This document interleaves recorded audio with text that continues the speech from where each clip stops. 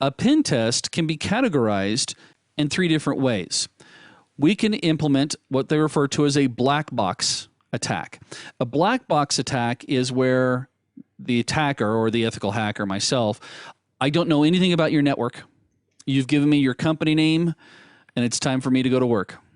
These are typically the more complicated, more time-consuming, yeah, it means more billable hours, baby, types of tests, but they truly show what's exposed and what's not exposed.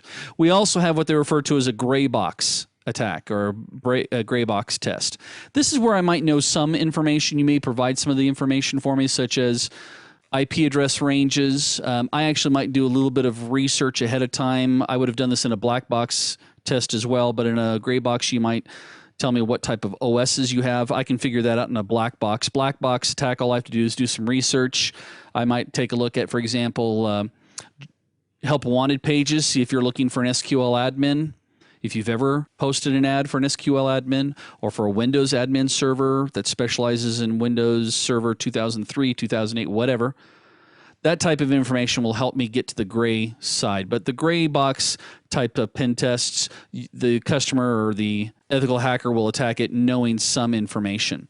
And then we have also what they refer to as a white box test. A white box is where I know pretty much everything about your infrastructure. Almost taking this to the perspective of someone who may be working for you or for the company, which makes it really easy for me to do a test. In fact, these are probably the fastest ones that we do.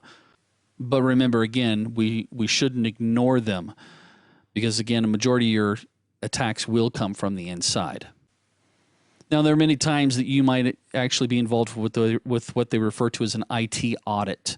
An IT audit is very similar to a pen test, except for typically what we're doing is we're going through and evaluating and confirming that the controls that you have in place to protect your infrastructure are actually working as they're advertised to work. Typically, the audits are conducted against a checklist that cover things like, security protocols in place, software development, policies, as well as possible governance and regulations.